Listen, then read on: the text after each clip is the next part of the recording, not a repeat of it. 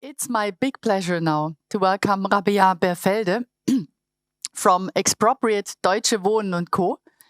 Hi, Rabea. Great to have you with us. Hi. So, there is a huge problem, not only on the Berlin housing market, but basically on many real estate markets in the world, right? And since we were talking about already forms of organizing, forms of addressing one of the most pressing issues we face around us, I'm so glad that you that you could today join us and speak on behalf of the Expropriate Deutsche Wohnen Co. collective, because you're a wonderful example of people who stand up and take action despite the pandemic, despite many other issues and things that block you. And I'm extremely interested now to look into your modes of organizing, to look into your motivation, your goal and visions. But first of all, Rabea, I would kindly ask you to quickly introduce yourselves, talk a little bit about your background and what brought you to Expropriate Deutsche Wohnen Co. Hi, Ela. Thanks for the introduction. I'm Rabea, and if I'm not busy or active in the campaign, I'm a PhD student at Goldsmiths College in London, but I live in Berlin, and I've been active in the Berlin urban social movement for quite some time now, and this activism or tenant activism and tenant initiatives also brought me to the campaign. And I think I'm going to talk a bit more about the roots of the campaign during my presentation. And also maybe, I'm here as a representative for Deutsche Wohnen Co. and Eigen. So that's, maybe enough for introduction. Much. And those of you following us, I'm monitoring the chat. And if you have any question for Rabea, please let me know. And I'm happy to include that into our program. So Rabea, I think maybe let's just get started with your presentation and then we take it from there. Okay, perfect. I'm going to start to share my screen now. It worked. I hope you can all see it. Ella, can you hear me? Brilliant. Okay, perfect. So as I said, I'm here as a representative for the campaign Deutsche Wohnen Co. and Eigen, which you could roughly translate to Expropriate Deutsche Wohnen Co. And I want to briefly talk about the current situation in Berlin, so the housing crisis, elaborate on its root, to then show why we think socialization, or we as a campaign think that socialization would be a measure to really tackle the systemic roots of the housing crisis we have in Berlin today. So briefly on housing in Berlin. Berlin is a city of renters, and this is something also quite special in comparison to other European cities or bigger cities. And Berlin is a city of renters, as I said, where 85% of households live in rented accommodation as opposed to property they own. Really what we saw in the last years is an affordability crisis on the housing markets, with asking rents doubling between 2009 and 2019. So the annual rent index published by the Senate Administration for Urban Development and Housing, the Senatsverwaltung für Stadtentwicklung und Wohnen for the German speakers among us, records an average increase in the net cold rent, that is rent per square meter excluding bills, from 4.24 euros per square meter in 2000 to 6.72 euros per square meter in 2019. And this includes or survey covers both the price for new renters as well as existing ones. And the prices for new lettings, or if you only consider new lettings in your statistics, have risen much more strongly, and you can find the numbers on the slides. So while the average rent for new lettings in 2009 was still at 6.19 euros per square meters, in the first quarter of 2020, they increased to an average price of 11.5 euros per square meter. So we really see the price for new lettings doubling between 2009 and 2019. So what's at the root of this crisis. And we as a campaign sort of argue that it is, on the one hand, a large-scale privatization of public housing and sale of public land that took place since the 1990s, where sort of like roughly 21 square kilometers of public land were privatized. That is sort of land as big as Berlin's district Friedrichshain-Kreuzberg. So quite the sum of public land was privatized. And this includes both sort of like land where public buildings were on, public housing associations, as well as just land where no buildings were built or no buildings were built on. So we saw the privatization of more than 200,000 public housing units. And what is special about how this privatization took place is that these public housing units are really sold en bloc. That means that entire housing companies were sold to private investors. And this also represents, I think, an exception in the history of neoliberal privatization in European cities. For example, in the UK, you often have like this right to buy scheme introduced by Thatcher, discussed, where sitting council tenants could buy their own council houses. But here, what we had in Berlin was really like sell-off of entire housing companies, which large units, with large units of flats to private investors. And one example that I also have on the slide here is the sell-off, the privatization of the GSW, so a former public housing company that at the time it was sold, owned 65,700 flats, and also the GEHAG, another public housing unit that owned 28,000 flats. At the time it was privatized in 2004, and this privatization in 2004 was really a response to the Berlin banking scandal. So like a budgetary crisis that followed and was taken, and the privatization was sort of like taken as a step to tackle this budgetary crisis that Berlin was facing at the time. What we see with this privatization is that it enabled capital concentration and also the financialization of housing. And this is evidenced by the emergence of listed private landlords that acquired existing housing stocks. And Deutsche Wohnen is one example, and Vonovia might be another example, and there are several more. And these listed housing companies are often backed by institutional investors, such as, for example, BlackRock. So we saw with the privatization of housing, or of formerly publicly owned housing, that really gave way to the financialization of rental housing. So we saw the emergence of a new type of landlord in Berlin, one whose primary clients are, or one could argue, not tenants, but shareholders who expect a return on their investment. This is sort of like the systemic root of the housing crisis we have in the city today. Just sort of like double of privatization and the financialization of rental housing. Yeah. And Deutsche Wohnen, that we have so prominently in our campaign's name, is only one example of how the privatization led to the financialization of rental housing. So as I said, or I don't know if I said it before, but Deutsche Wohnen is Berlin's largest private landlord. The company owns, I think, approximately 110,000 housing units in Berlin.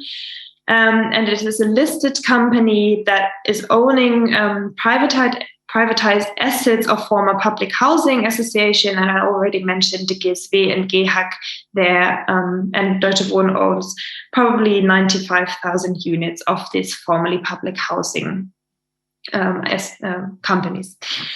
So the GSW, as I said, was sold in 2004 to white hat funds of the investment bank Goldman Sachs and the investor Severus. And after its IPO in 2013, it was taken over. This private equity fund was taken over by the Deutsche Wohnen. So it really exemplifies of like how housing became, or in the case of Berlin, housing companies became an asset to speculate upon on financial markets.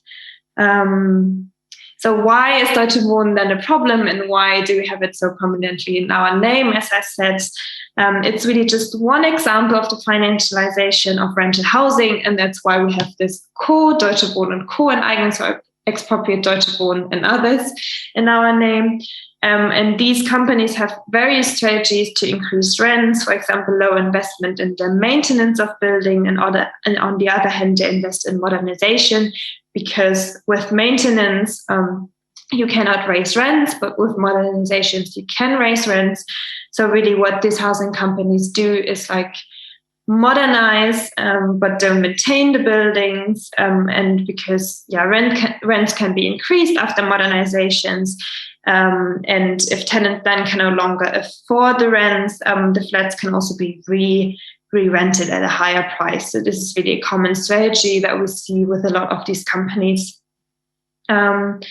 Also, the rent increases in Berlin are typically justified in relation to the so-called Mietspiegel, which you could translate as rent mirror.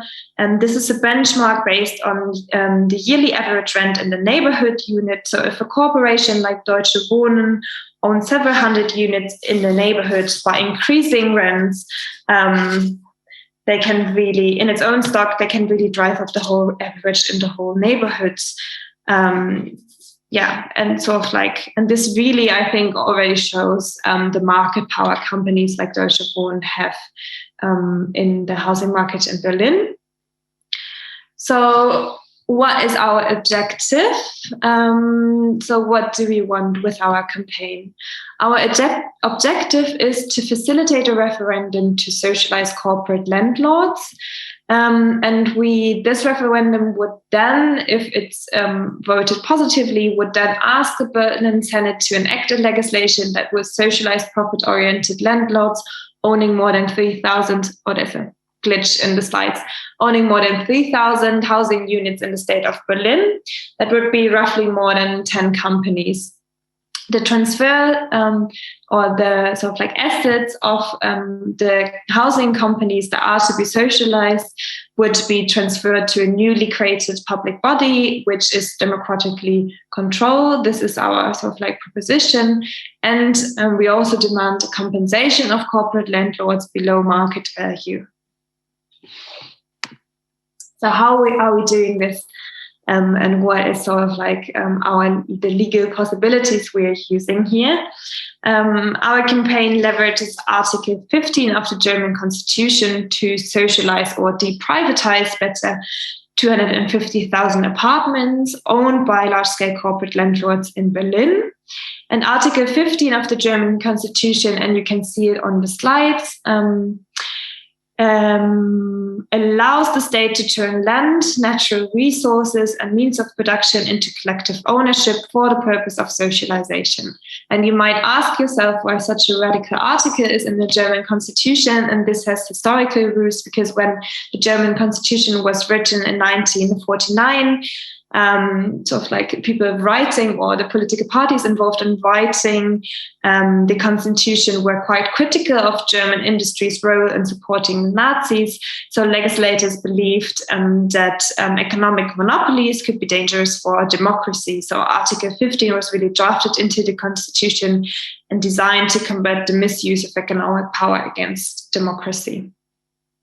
But as I said, this article allows for the socialization of land, and that's why sort of like our referendum or our demand is legally backed by Article 15 of the German Constitution.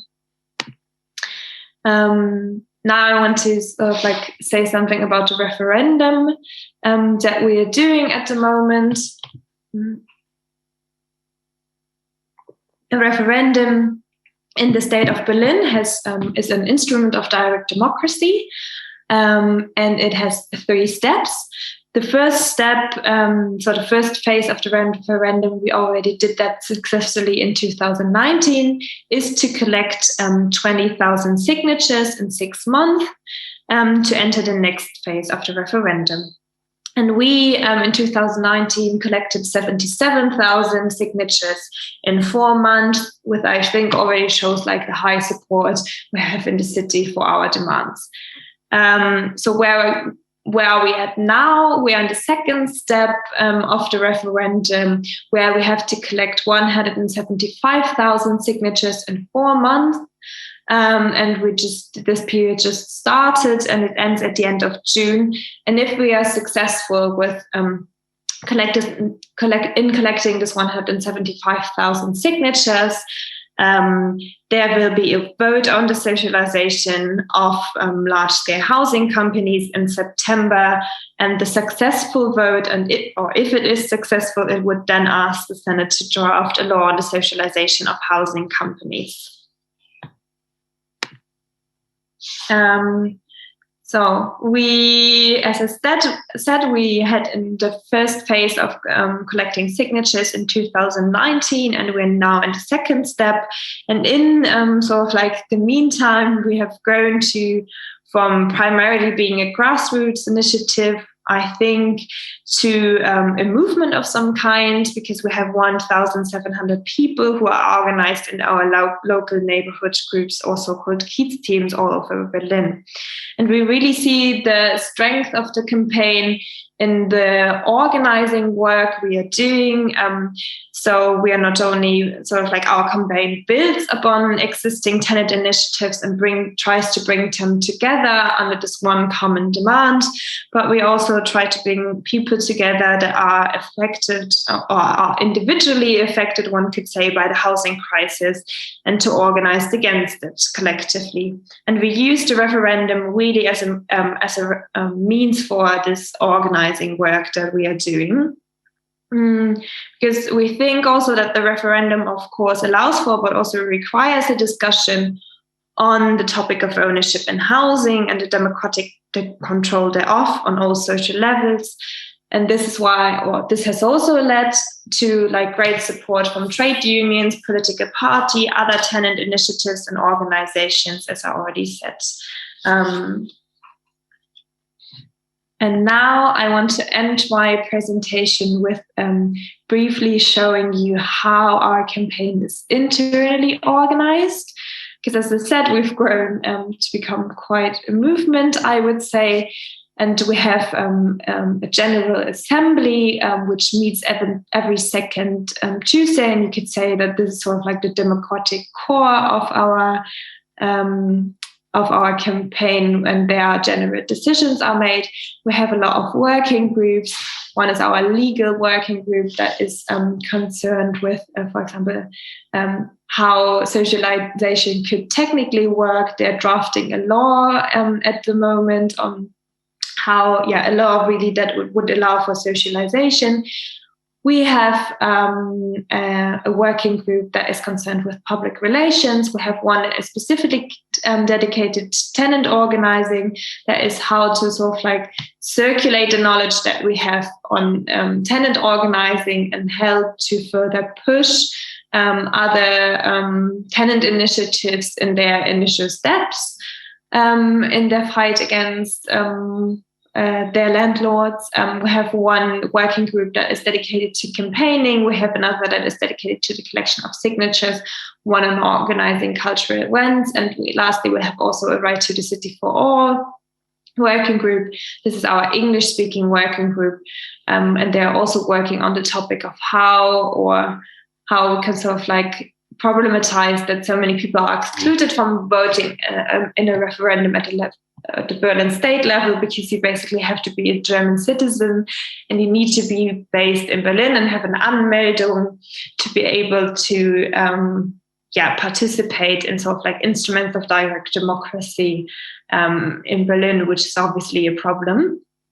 Then we have the Co-Kreis. It's sort of like the coordinating group in our campaign, and each working group sends one member to this Co-Kreis. And then, as I already mentioned, we have the Kiez teams, so the local neighborhood groups where the collection of signatures is organized. And I said we have roughly, I think, 1,700 people organized in these Kiez teams at the moment. And these are really the people that some of you who are living in Berlin might have seen on the streets collecting signatures. So, that's it for my presentation, and I look forward to your questions. Thank you so much, Rabea. This is pretty impressive. And I think it shows us really well that developing a strategy of de-privatizing the mega landlords touches down on far more than just the real estate market. This really touches down on the very basics of law, of culture, of our entire collective understanding of how primary resources should be available for everyone. And what I find quite striking about your presentation, just the simple fact that this Article 15 that you presented in the German Constitution seemed to have been forgotten a little bit by many people, because reading it almost reads like utopia. And I'm always surprised in being reminded of this article, as a cornerstone of our very constitution. It's there. It's it's the basis for any legal actions, but it's never really put into practice, it seems, or hardly ever, at least as far as I know. So looking at all these different complexities that you are tackling by being an active member of Expropriate Deutsche Wohnen Co, I wonder, how would you describe the biggest challenge you are currently facing? What is it that is more complex than any other thing, if you can put it like that? You mean in sort of like the campaign work that we're doing? Yes. I'm sorry. What I mean is, what would you describe as your biggest challenge in terms of getting organized? Yeah, I think so. Yeah, it's obviously good that we have this sort of like instrument of direct democracy at the Berlin level, but it's quite demanding. Right, as you've probably seen by like me going through the 3 steps. It's just a ridiculous amount of work that is required to facilitate a referendum in Berlin, and this is, I think, it's obviously a problem, and it really is quite demanding and causes a lot of work. So that is definitely one thing. And obviously with like a pandemic that we have at the moment, it doesn't make things easier. I think what is also, of course, sort of like challenging is that Expropriate Deutsche Wohnen Co sounds like a very radical demand. So it's really, you really have to talk to people, and you need to reach not only sort of like people living in Neukölln, Kreuzberg, so in the inner districts, but you have to go out of the like Berlin ring, I don't know, and really talk to people, talk to them about their situation, about their housing situation, and then sort of like try to talk to them about like why we think expropriation, or it's really a socialization, it's not an expropriation, it's just the name, why this would be a solution for the housing crisis. And of course there's a lot of like work, and also like a lot of work sort of like translating this rather, I think, abstract concepts into their real material consequences, and make that sort of graspable for people. Yeah, I can imagine. I really would like to look into these different complexities one by one in order to make it accessible for everyone, what it actually means to kick off a campaign like that, plus a referendum, and coming up with a clear vision. So I would like to start, and just telling you, questions already are coming in the chat, and everyone who is following in our live stream. So lovely to have you here. Just leave your comments and questions in the chat, and I make sure to pass it on to Rabea. One thing I would like to start with, Rabea, how often does it happen to you that people are sort of, I don't know how to phrase it, are sort of being put off by maybe the the radical utopian character of this demand of really expropriating such a mega company that holds so much power and resources in Berlin? Does it happen to you often that people say, oh no, this is unrealistic, and this is socialism, or this is like, it's just something we don't want to be part of? I think it doesn't happen too often, and people say that it's not realistic or not possible. Because I think, and this is really also one strength of our campaign, is that we sort of like, it is legally possible. And there've been at the very beginning of the campaign a few lawyers that said, there was also, of course, like a lawyer that said it isn't possible, but really, I suppose, like, law is also a political decision and how you read law. But sort of like, I think, it's a strength of our campaign that it is legally possible. So I don't hear that often that it is utopian and not possible. Mm-hmm. Sometimes there are, of course, critical questions like how much will it cost? But then also sort of like we have our answer to how much it could cost and how it could be like budget neutral for Berlin. What we hear more often is that people just politically disagree that it is not the right thing on how to tackle the housing crisis. So there's always this argument that we need to build more houses and so on and so forth. So it becomes more of like a political disagreement, I think, or more often that people say, okay, socialization is just not the right way to tackle the housing crisis. We need to sort of like push the building push building in the city and how. Yeah, I'm asking the question because sometimes I have the feeling that anything that moves towards socializing public territory in whatever way awakens some deep fears that seem to be part of a lot of people in mainstream culture here in Germany. And that maybe is a deep-sitting fear of, that socializing things can end up in chaos or are generally a bad thing. So I can imagine that there is a cultural barrier, but I also see, looking at the way you communicate and looking at the level of organizing within the initiative.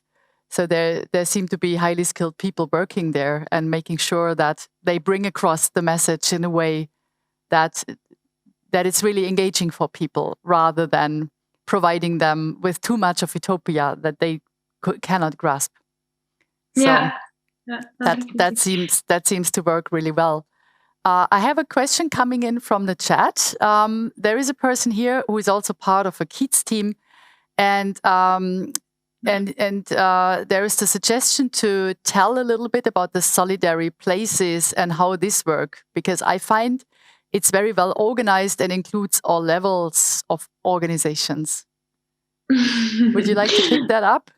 Yeah, definitely. It's so weird that I cannot see the people asking the questions. But I mean, because you are now on the video conferencing tool.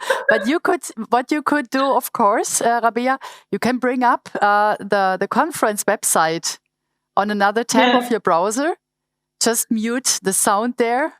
Or simply do not click on the live stream so we don't get feedback loops. And then you can check the chat directly. Okay. But maybe that's too difficult. I'm just going to speak. No, I'm happy to pass on questions for you. That's completely fine. Okay. Yeah. So the solidarische, we call it solidarische Orte. So as I said, we have these Kiez teams.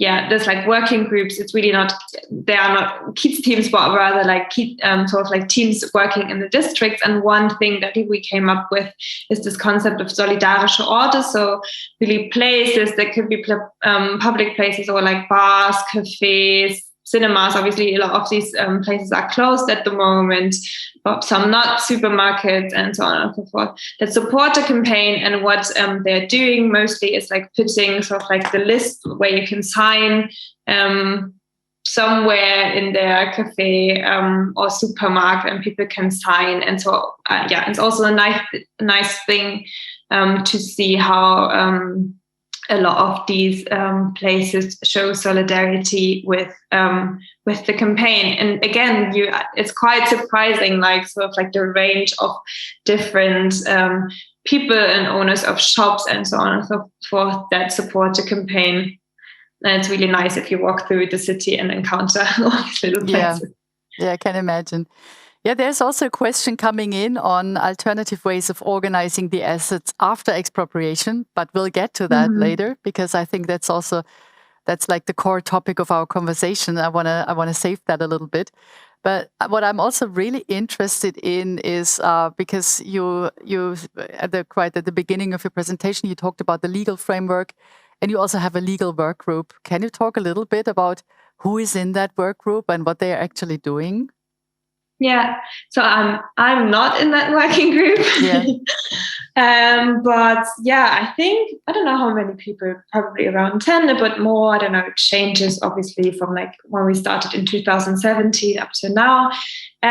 We have a few lawyers in that group, other people that have been active in sort of like Berlin urban social movements for quite some time, and therefore accumulated knowledge on not only basically accumulated knowledge in sort of like how the rental market works, but also what the legal possibilities are. And I think this sort of like really rich pool of knowledge comes together in this working group, not only in this working group, also definitely in other working groups. But this is sort of like the working group that or works specifically on the technical issues around how socialization would be legally possible. Also, like the legal sort of like background of a referendum and all these questions. And they really also sort of like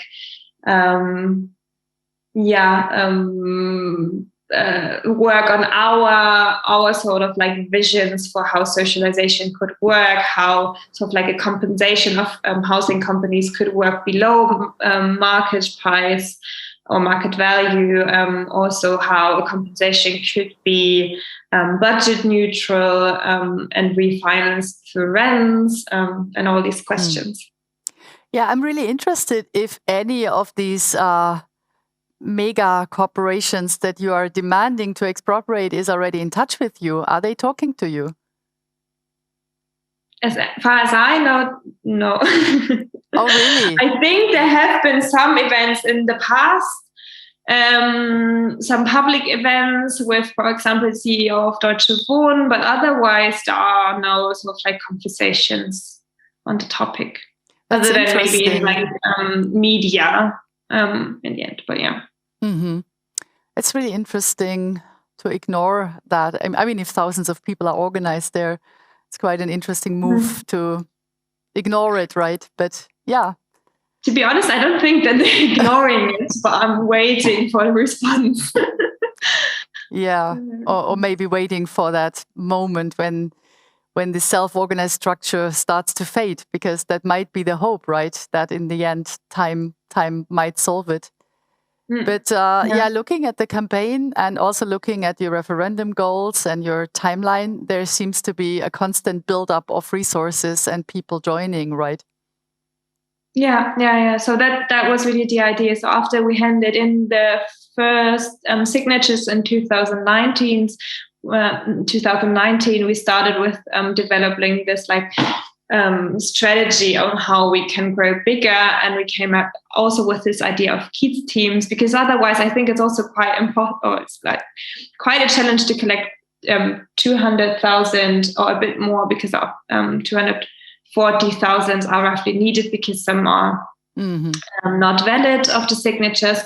So it's quite a task to do that in 4 months. So we really thought about how can we do that, and we came up with like this idea of building a structure that is on the one hand like centralized through different parts of the campaign, but also works as decentralized as possible through the kids teams. And I think this was a really good decision, and I don't know, I'm really impressed by the level of work that all the kids teams do, and I'm also in the kids team Neukölln, and it's really it's just great to work together with so many people for a more, I would say, just urban future. So I guess you have also been present at the housing day yesterday in Berlin, right? So as far as I know, there was a major demonstration taking place. Lots of people took to the streets to demand a total makeover of the real estate crisis here in the city. Can you share some observations and news that you came across there? I wasn't there, to be honest. I'm in Magdeburg at the moment. I see. Okay. Visiting my sister. Oh yeah, so I cannot share. Okay. It was really sad, but it was her birthday, so that was had to be the priority yesterday. Yeah, totally. First things first. Completely understand. So let's look into given the referendum passes, and so there will be action taken at any point in the future. How would you envision then such a privatized organization? How would you envision it to be organized? And maybe we can break it down one by one, because otherwise it's a too big question to answer, right? And I would like to start with something I came across when I prepared for our conversation, and that is the notion of the renters' commons that I came across in one of the publications, meaning that by socializing the assets, there's actually something you cultivate that goes beyond the mere housing assets. But there's also, given that we are talking about 110,000 housing units for Deutsche Wohnen Co alone, but they are, of course, from other companies, they are much more. So what is it that actually, that is being cultivated then beyond those assets? Is it the values of a neighborhood? Is it could it be, structures of care? So maybe you can explain a little bit about this idea of the renters' commons.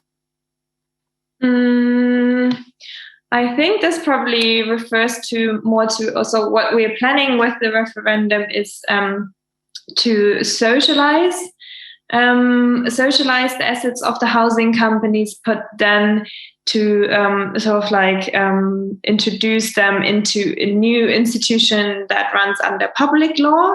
And this is called Anstalt öffentlichen Rechts in German. It's quite difficult to translate all these concepts to English, but I'm trying my best.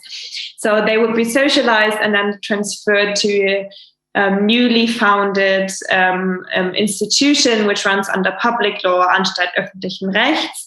And these Anstalt öffentlichen Rechts, institution under public law, has several advantages. One, that it doesn't work profit oriented. You could enable democratic co-determination of how the houses are run, or how the housing company, the Anstalt öffentlichen Rechts, is run. So we are striving for implementing a tenant council, through which tenants could, and also people working in this association, could participate in decision making. And this is not possible within state-owned housing at the moment. So that's where we see the difference to just nationalizing maybe through the referendum, but to really socialize and then implement participatory tools and democratic decision makings in the government of this institution that then will own the houses. Do you have any examples of where this is actually already in place?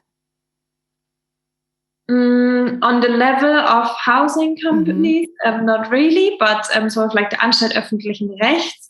It's just a legal form of, for example, the German public media like ZDF, ARD, also Berliner Bäderbetriebe, so the sports, public sports facilities. That is the same institutional form. But I was also referring to maybe international campaigns that have worked successfully. Are you aware of any project, can be anywhere in the world, where this has already, at least in the some parts, happened? I think I cannot really think of one concrete example, but there are obviously often attempts to common housing, to not only common the property relations, but also how houses are lived in the social relations within housing. And you have sort of like a lot of examples, but to different degrees. In Germany's Genossenschaften also, like maybe a similar example, but there you have some measures of democratic decision making, but then sort of like Genossenschaften are only indebted to their Genossen. Yeah. So you can translate it.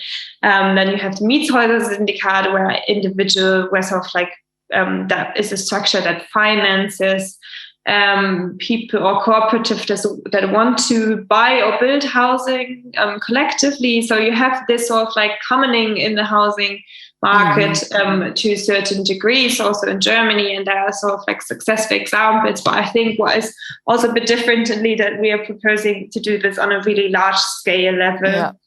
And that we think that sort of like the socialization that would then influence the housing market as such, and not just sort of like individual projects, which they are good as such and great examples. But the demand is like one step more, I think.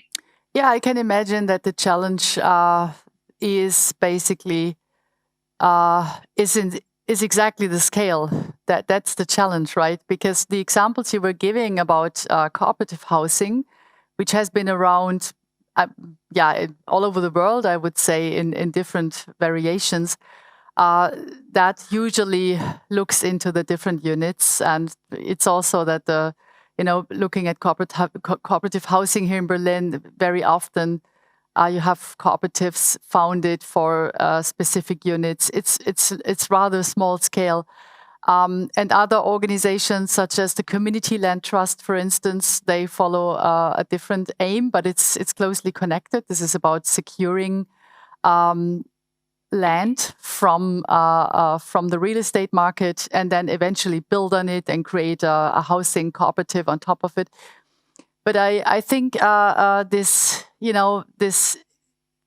this step of taking over such a huge complex with more than 100,000 housing units and an existing organizational form that in itself is functioning, to take that over and to start rebuilding it. That is certainly something. I just would be interested in finding examples. Could be also of other sectors, but maybe they're not. Maybe that touches down on the big question of what happens on the day after the revolution, right? When sometimes it happens, we're working towards a specific goal, and then you get there, and wow, what is going to happen then? Do you have people in the campaign that already spent like the majority of their time for it and could imagine to become maybe to take on a more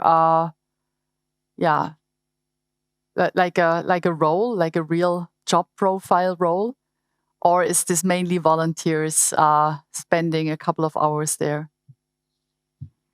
I think it's full voluntary work, and I think for the moment we want to keep it like that, because it has advantages and disadvantages, but there are quite a few people that spend like a full-time job of hours on the campaign besides their normal job. So it's obviously also demanding and stressful. But in terms of like, then I think your question might have tackled also on the question on who will work in this public law institution after the socialization.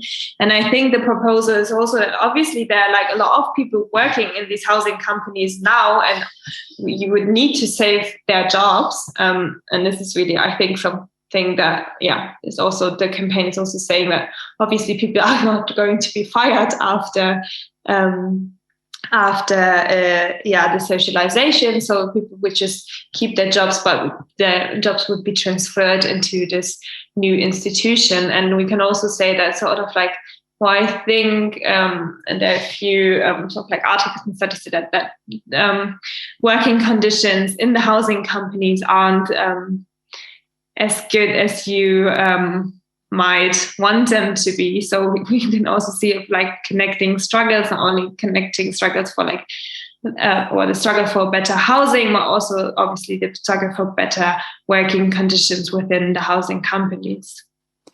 I can imagine that besides the organizational challenge, there's also the question of how to finance that, right? Because the referendum in itself is aiming at gathering the signatures for making the referendum pass, to really put it on the political agenda. But at the same time, I can imagine that people in your campaign are also busy with fundraising. How important is that currently for Deutsche Wohnen Co. and Eignen, the finance aspect of things? Mm-hmm. Yeah, so it costs a little, of course, but we had a very successful crowdfunding campaign in December. We have some, how you say, what spenden? Donations? Donations, sorry, I was saying no. No worries. Donations are coming in. Then we have support by the Bewegungsstiftung, which is like a funding body that funds different social movements in Germany. So yeah, that's basically how we finance ourselves and our work at the moment. Mm-hmm. But have you other fundraising campaigns planned? Because obviously, I can imagine the bigger the movement grows, the more money is being needed. Are there any already maybe potential partnerships you're working towards? Or is your main goal now really getting the referendum to pass? I think the main goal now is getting the referendum to pass.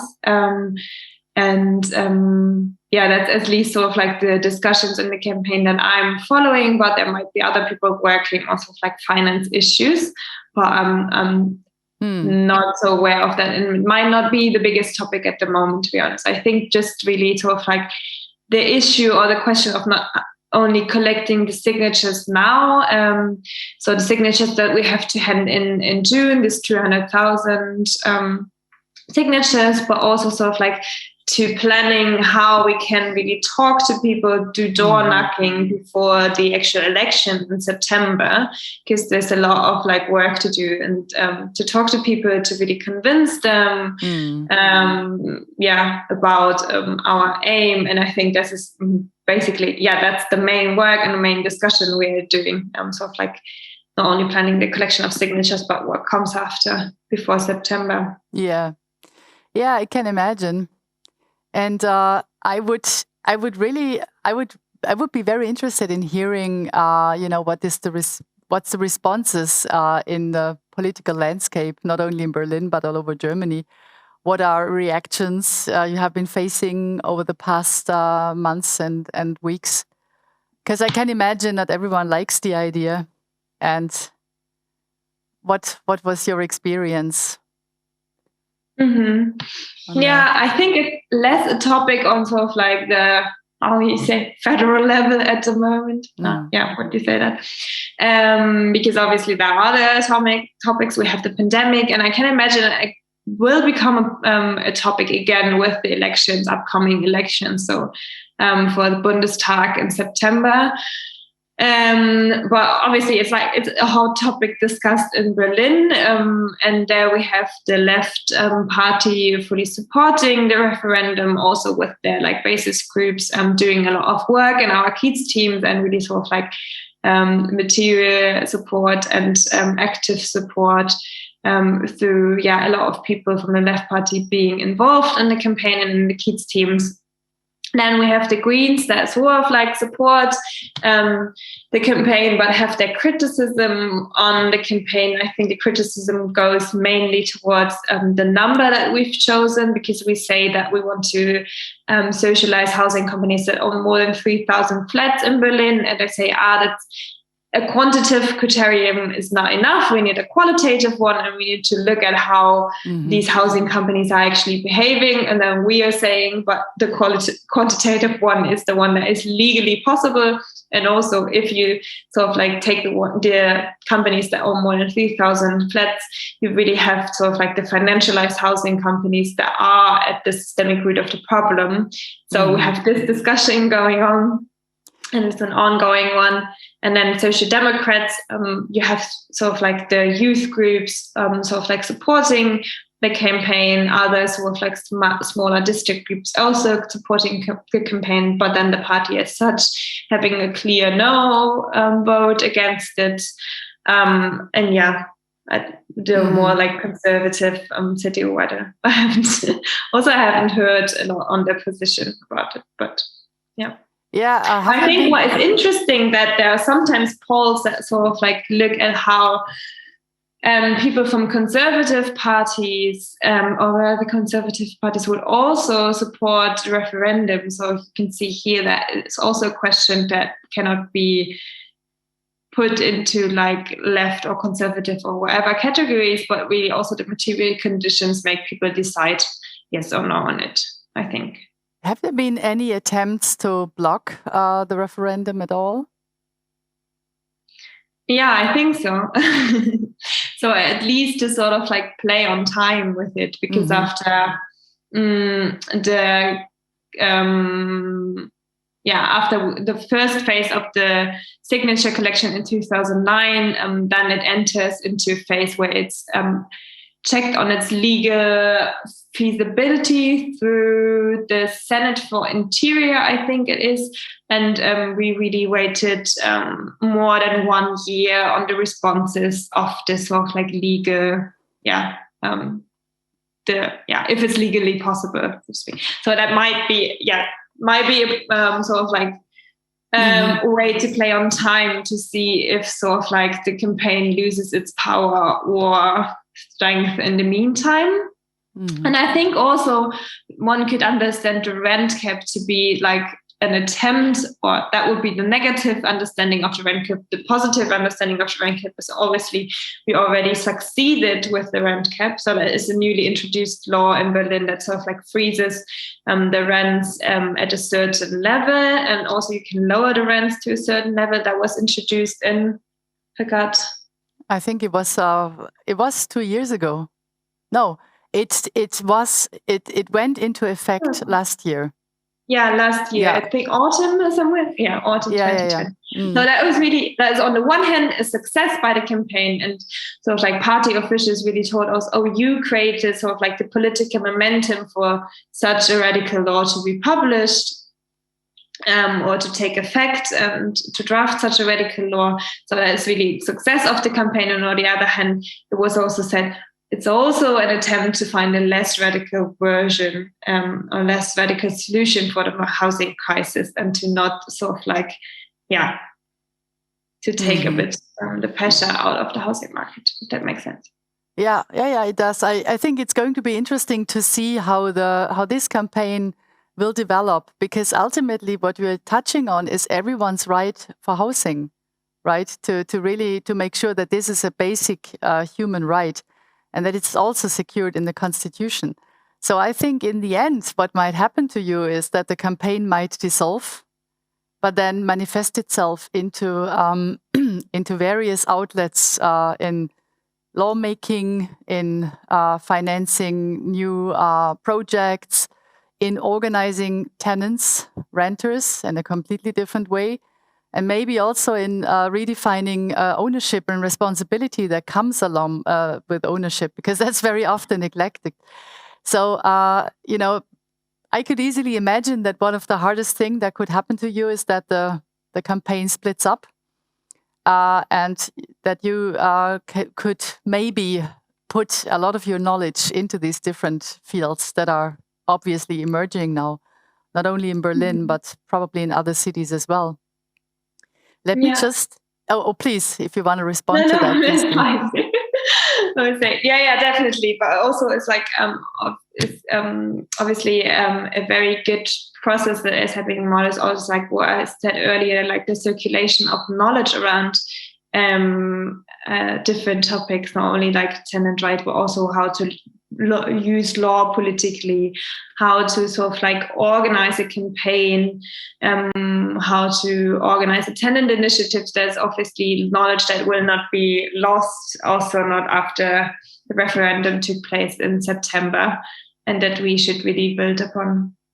So I'm curious, how does decision-making take place within your campaign? Do you have protocols for that, or is that different every time?